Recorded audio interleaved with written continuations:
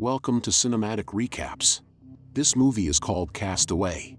The movie is about Fedex systems engineer Chuck Noland, who is ripped out of his hasty life by the clock in a plane crash. He finds himself alone on the shores of a tropical island. First, frustration gets to him, and then he realizes how little his chances are to ever get back to civilization. Sit back and enjoy to see what happens. Systems engineer Chuck Noland works at Federal Express. He demonstrates Fedex's operations to several Moscow employees. He stresses the importance of timing, emphasizing that the parcel sorting must be finished exactly on time. He takes out a small timer from a package he sent to himself from Memphis, Tennessee, the home of Fedex, to demonstrate this. Chuck stops it at 87 hours, which he claims is a disgraceful delivery time given that Fedex's primary business model is overnight delivery of items. The interpreter, who is angry at the crew, mentions an earlier instance in which Chuck stole a child's bike after his delivery vehicle broke down. Chuck claims that the account has been exaggerated and that he only borrowed the bike. He nevertheless completed his deliveries. With a 3-hour time limit, Chuck sends the team into the parcel sort. The sort is in danger with 15 minutes remaining when one of the vehicles from the Moscow office is booted in Red Square. The sorting of the packages happens in the street. He phones Kelly, his girlfriend, and leaves a message stating that he will return in less than 24 hours and that he needs to visit the dentist due to a toothache. He speaks to his friend and coworker Stan once the sort is through and he is back at the airport. One of the crew members inquires about the condition of Stan's wife, who has been battling cancer. As the atmosphere darkens, Chuck shows signs of reflection. Chuck visits Kelly, a PhD candidate, when he travels to Memphis, the location of Fedex. He receives word that he must travel to Malaysia on Christmas Eve while having supper with her family. They exchange Christmas gifts as they travel to the airport, where he will be leaving from. She gives him an old watch that belonged to her grandfather in exchange for him giving her a bundle of culinary supplies. A photograph of her is located within the lid. Chuck is pretty pleased with the watch and assures her he'll keep it set to Memphis time, always to serve as a reminder to return home. He presents her with a tiny ring box just before he boards his plane. It's an engagement ring, even though it's not stated overtly.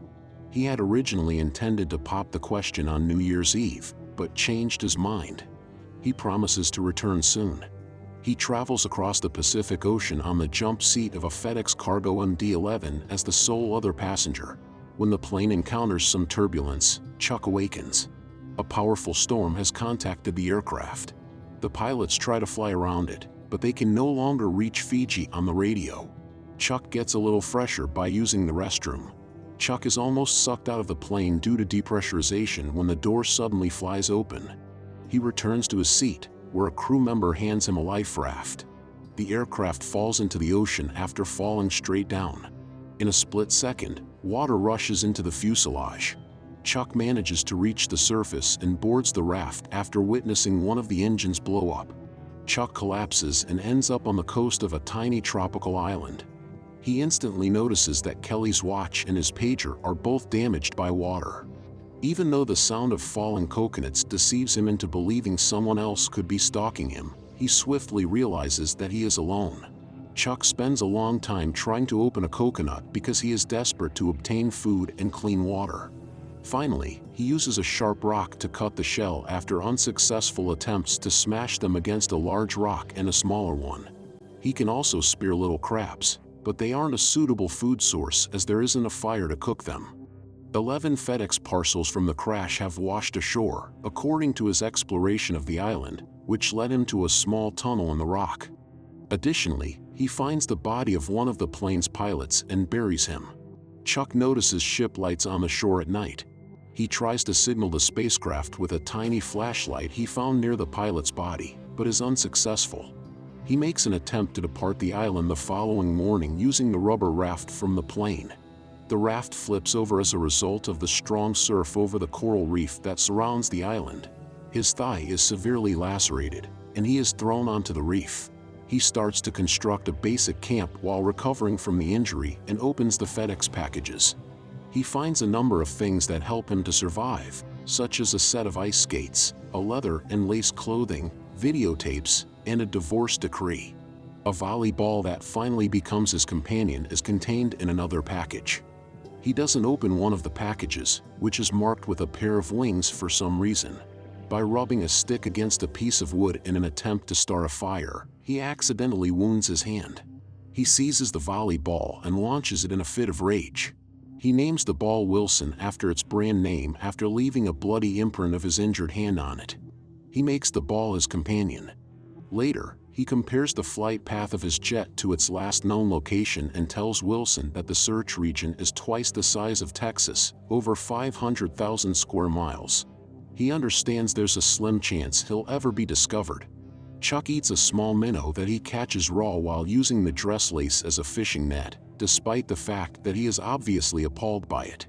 In order to start a fire, he also takes his time rubbing two sticks together. Despite how frustrating the process is, Chuck persists, improves his method, and eventually starts a substantial fire. Chuck builds a makeshift shelter in a tiny cave to protect him from the island's sporadic tropical storms. The tooth that bothered him before he left Memphis is still hurting him. It is abscessed and is very painful and swollen.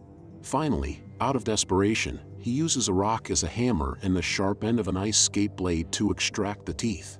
After 4 years, Chuck's hair and beard are long and unruly, and he's shed more than 50 pounds.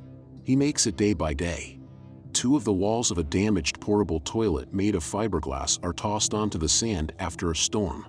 He immediately is inspired with the notion of making a raft that will use the fiberglass walls as a makeshift sail that could be able to get him over the larger breakers encircling the island when he sees it being pushed by the wind.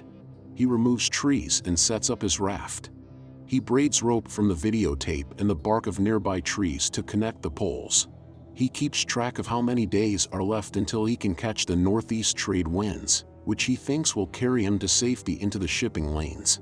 Chuck isn't sure where he is going, but he decides it would be better to perish at sea than live alone on the island for the rest of his days.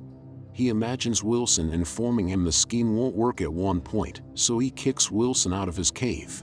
Immediately repentant, Chuck rushes outside to see Wilson and offers his apology. Chuck gets ready for his escape by preparing food, water, and other supplies. Wilson is also informed that he must create rope again. On the island, Chuck removes the bark off saplings and braids it. When he has thoroughly searched the island and has discovered that he has felled every sapling he can, he informs Wilson that the remaining rope must be made from videotape, which won't be as sturdy as the tree bark. Wilson suggests a place for Chuck to get extra rope, but Chuck is quite hesitant. Chuck had cut the additional rope when he was considering committing suicide a few years before. Chuck scales the pinnacle of the island and descends with the rope he had attached to a model of himself to test it. Chuck fastens Wilson, his friend, and the Fedex package bearing wing decals to the raft. He is able to leave the island and lagoon with the help of a new sail and a pair of homemade oars. He sails for a long time, faces a few storms, and uses the sail as a shelter. He keeps fishing and gathering rainwater to survive. After a particularly violent storm, Chuck is one day startled by water splashing in his face, apparently from the spout of a whale, and notices Wilson floating away. He tries to save Wilson but is compelled to let him go because he fears losing the raft. He feels hopeless about losing Wilson.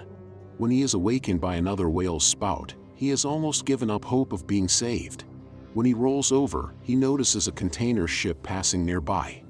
When they spot him, they make a signal. A month later, Chuck is flown back to Memphis where he is the special guest at a big welcoming reception hosted by the firm. He speaks to Stan on the return flight, who informs Chuck that they had a funeral for him and filled a coffin with tokens of their respect. During Chuck's absence, Stan's wife also passed away, and Chuck thinks back on how Stan had to experience 2 funerals quickly. Fred Smith, the president of Fedex, is present at the event, and a hefty buffet is provided. Chuck considers the substantial crab legs that were presented, perhaps considering going crab fishing on the island. Kelly had planned to meet Chuck at the party, but she is now feeling really disoriented. Chuck's dental work was done by an orthodontist, and her spouse apologizes for her absence. He admits to Chuck that Kelly is finding it difficult to deal with his unexpected return. Chuck is urged to give her more time by him. Looking out the window, He observes Kelly sobbing while being consoled by her husband. He also sees Kelly get into a car and drive away. Chuck travels to Kelly's house in a taxi later that evening. He is welcomed inside by her as though she was expecting him. He learns from her how much her life and goals have changed, as well as how she handled his apparent demise, as they converse about insignificant issues. Informing Kelly that the watch she had given him is a family treasure and should stay in her family, Chuck returns it to her. She informs him that the corporation assumed the crash was caused by a dangerous cargo catching fire. She demonstrates to him how far away from the Cook Islands, where the search had been performed, his island was, more than 600 miles. Before being discovered, he had floated in his raft for 500 miles. He makes the choice to save her photo. The keys of his Jeep, which she had retained, are given to him. Following their mutual apologies for everything that has occurred, he slowly pulls away in the pouring rain. Kelly abruptly chases after him while calling his name. They give a passionate embrace when it is pouring rain as he steps back. She admits to him that despite what others had told her, she had always thought he was still alive. She declares him to be her true love. He claims to also adore her. They converse for a little while longer in his car, but Chuck eventually tells Kelly she needs to go home since he respects her decision to go on with her life. Later, Chuck tells Stan about the encounter with Kelly and how he has come to understand and accept that even though they will always love one another, their life have taken separate paths and they are unable to be together. He admits to feeling complete hopelessness and helplessness on the island, talks about his aborted suicide attempt, and tells how he learned he was destined to survive and came to terms with his solitude. Even though he recently lost her once more, he accepts it and realizes he must enjoy each day as it comes since you never know what the future holds. He travels to Texas in his Jeep while carrying the FedEx parcel embellished with wings. He tries to bring it to a ranch marked Patina by a wrought iron gate, but nobody is present. With a letter explaining that the package saved his life, he leaves it at the door. He is traveling south when he stops at a four-way stop to look at a map. He is stopped by a warm, attractive woman in an ancient pickup truck who inquires if he is lost. He smiles and admits he wasn't sure where he was headed. She explains to him the destinations of the four routes and explains that heading north, the direction Chuck had just come from, leads to a vast expanse of nothingness that extends all the way to Canada. Chuck notices the identical set of wings that were on the gift on the tailgate of her truck as she drives north and pulls away. Chuck moves to the center of the junction and takes a moment to scan each way. His gaze lingers in the direction the woman was driving as he suddenly heads north. And that is the end of this movie. I hope you enjoyed it. Make sure to like, subscribe, and turn on the notification bell for daily updates of movie recaps like this. Comment what movie you want next. Thanks for watching.